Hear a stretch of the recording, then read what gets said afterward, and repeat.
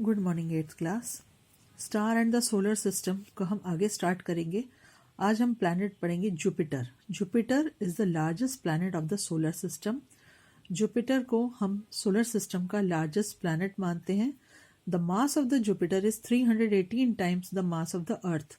Jupiter के जो मास है वो अर्थ से 318 टाइम्स ज़्यादा है और इस जुपिटर पर हम 1321 अर्थ जो है उसको प्लेस कर सकते हैं।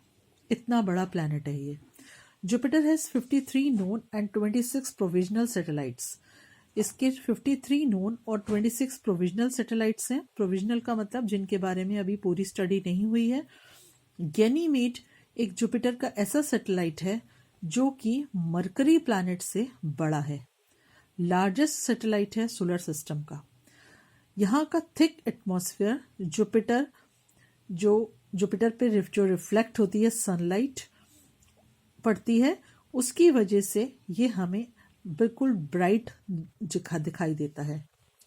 Atmosphere of the Jupiter mainly ये हाइड्रोजन और हीलियम गैस से बना हुआ है।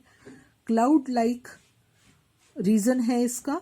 मीथेन गैसियस फॉर्म में है और अमोनिया यहाँ पर क्रिस्टलाइन फॉर्म में है। Jupiter can easily be seen with the naked eyes.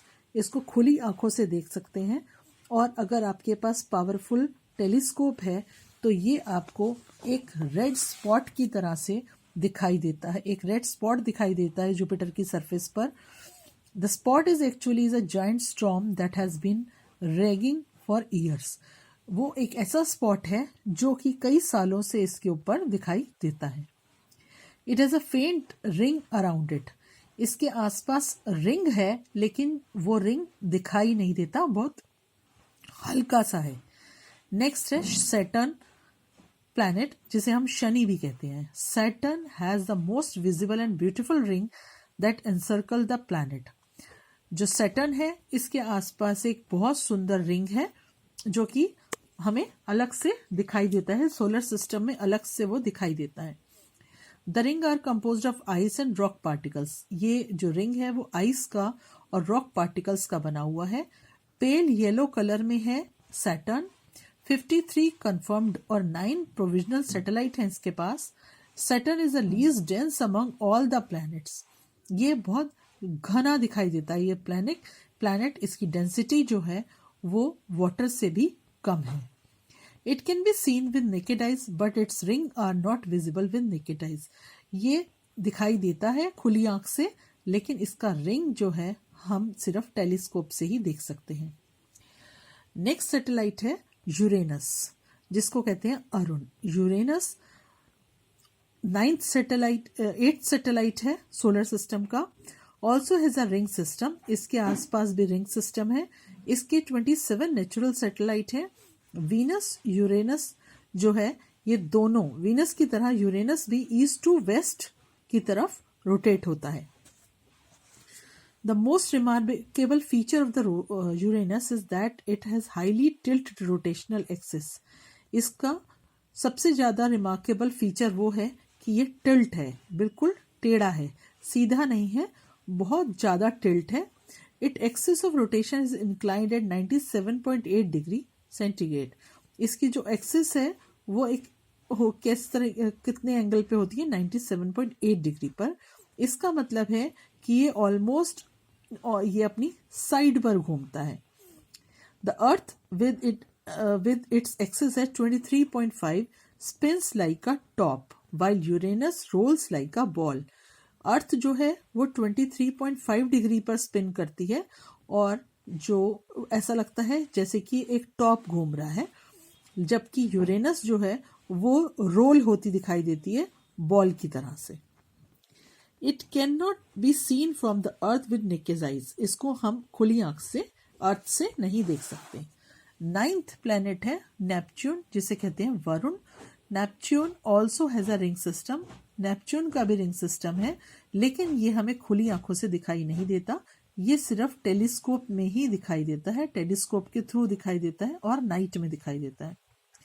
Being too far away from the sun, it is very cold and it takes maximum time to revolve around the sun.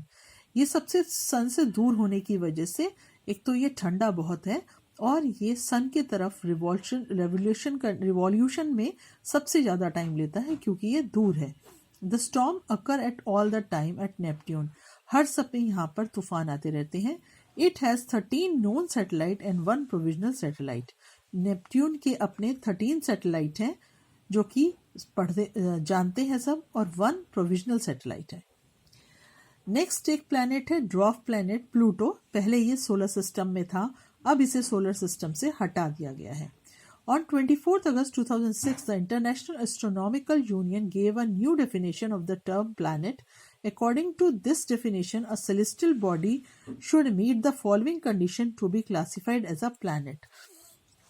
2006 में international economic union ने एक planet के लिए एक नई परिभाषा बनाई। उसके हिसाब से it must orbit around the sun.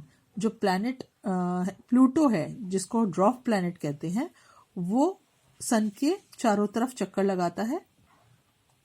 It must have sufficient mass so that it knows gravity can hold it into nearly spherical shape. इसका अपना मास है, सफिशिएंट मास है, इसलिए ग्रेविटी की वजह से ये उसके चारों तरफ घूमता रहता है और होल्ड करे हुए है। It must have clear neighbourhood around its orbit, और इसके आसपास जो है और क्या दिखाई देता है। Pluto could not be considered as a planet because it fails to meet the last condition and now classified as dwarf planet. Pluto को पहले 9th planet माना जाता था, लेकिन अब जो है उसको dwarf planet माना जाता है। Pluto was discovered in 1930. 1930 में इसे डिस्कवर किया गया था। The average temperature on the surface of Pluto is -230 degree C. इतना ठंडा प्लैनेट है कि इसका जो टेम्परेचर है -230 डिग्री सेंटीग्रेड सेल्सियस है। It takes nearly 248 years to complete 1 revolution around the sun, और ये 248 ईयर्स लेता है एक रिवॉल्यूशन में। जैसे हमारी अर्थ 365.4 डेज लेती है, जबकि ये 248 ईयर्स लेता है एक रिवॉल्यूशन को कंप्लीट करने में। It has 5 satellites. Pluto is about 5.8 billion kilometre away from the sun. इसके अपने 5 सैटेलाइट हैं और ये 5.8 बिलियन किलोमीटर सन से दूर है। The international astronomical union has given Pluto a special place in our solar system by designated dwarf planet. और astronomers ने इसको एक ड्वार्फ प्लैनेट का डेजिग्नेशन दिया that orbit the sun beyond Neptune as Plutoids कि जो ड्वार्फ प्लैनेट नेपच्यून से आगे है उसको प्लूटोइड्स कहा गया। Eris that orbits far beyond Neptune is a प्लूटोइड।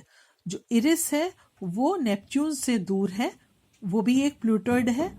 while Ceres that orbits in a main asteroids belt between Mars and the Jupiter is a dwarf planet.